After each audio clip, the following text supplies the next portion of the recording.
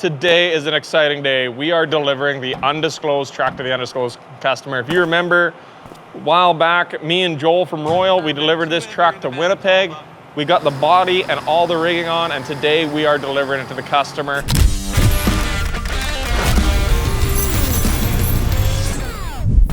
I just found out the truck just arrived. We are now delivering it to the customer. Unfortunately, we can't show you because it's not disclosed yet. Here comes the cold breath. Oh, that looks awesome. That thing is huge. All right, well, let's get her untarped and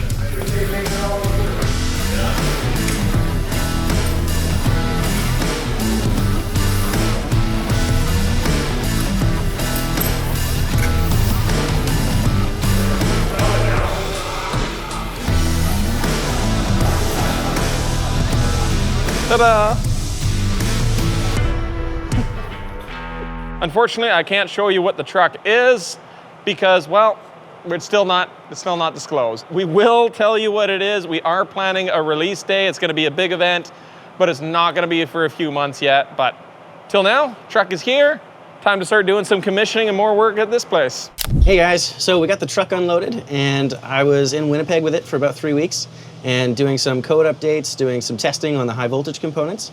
And now that we have it in Toronto, we've got a few more things we got to test, but we're really close to having it operational. An update, it's the next morning. We got down here to the shop. The truck's been in the shop overnight.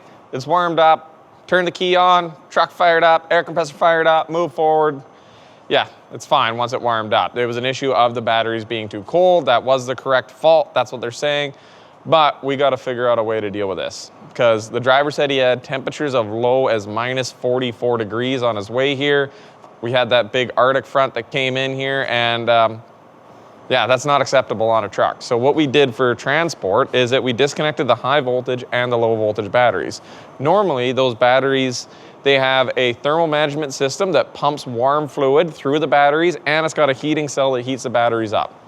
Those two things should work together, but when you disconnect all the batteries, there's no power for any of that stuff to work. But this gives a bigger problem of what happens when a customer parks this out or the truck dies at minus 40 and you can't get her going. There's got to be a solution with high voltage disconnected, batteries disconnected. How do you export heat into it? Because I've done it before where I have had trucks in the wintertime that are frozen cock stiff at minus 40 below, and you had to get the big tarp out over it, put the Herman Nelson under it, get it warm enough so that truck cranks up and goes to work. I was hoping to avoid some of the problems, and in previous tests we had done with Topsy, Carl, it had been minus 20 below with batteries and disconnected, and those trucks still fired up and moved it to minus 20. Yes, minus 40 is a bigger deal, but hey, we wanted to find fault codes. This is not a perfect truck. This still has work to do, and we still have a lot of testing to learn, including extreme cold weather testing. I just wish that it didn't have a breakdown immediately upon delivering it to the customer. That's a bit embarrassing for us. We get it directly to the customer. Here's your new truck. We're ready to show it off. It won't start due to cold. So we'll work on it. We'll get an improvement, and we'll go from there.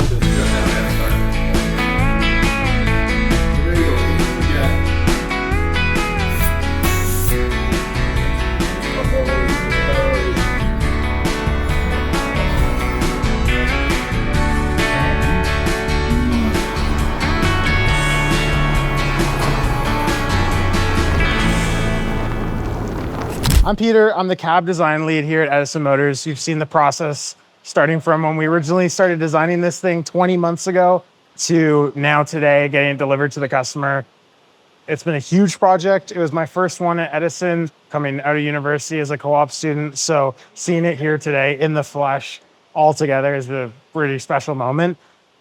Obviously we've learned a lot from it. So there's a couple things where I'm like, oh, I would have changed this or that. But I mean, for a first cab, I'm pretty happy with the overall result. And I know it's only going to get better from here. I can't even describe how it feels to look at this thing. Right now, we're half an hour from where I grew up in Toronto. So seeing this in my own backyard, it is a really special feeling. I've never had something like this.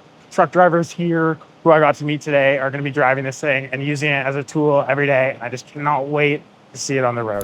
That wraps up our trip in Ontario here. We've had a few extra days because snow has closed down the airport, but that gave us a few more days to work with them on the truck, and honestly, I've been really enjoying that. These guys here are fantastic. So we still have a lot of work to do on this truck. This is by no means a finished truck, because now we got to get the thing that they put on the back working, and we're getting error codes because we don't handle any of the programming on the thing that goes on the back. So it's throwing error codes like, hey, we're missing engine RPM. You're like, well, there is no engine. We're missing transmission info. Well, there is no transmission. So we don't have access to any of that programming. That's by the persons who makes the thing, programmer that does that. So we're gonna have to wait on them to do it. Hopefully it shouldn't take too long. And we have to do some wiring harnesses because now we have a lot of other things that are on that chassis that we will have to run wires out, connect to. So wiring harness, some programming, and then we're gonna have to fine tune our programming on the things. Like once we get theirs turned on, then we're gonna have to fine tune ours. So there is still a fair bit of work to do. But once you get this truck up and running, then we're gonna do a big unveiling day here in Ontario, and that's gonna be exciting. So yeah, just stay tuned. We're hoping hoping sometime in the future for an undisclosed date. It's so hard. It's so cool. I wish I could tell you. But I can't. Okay. All right, let's go back to BC.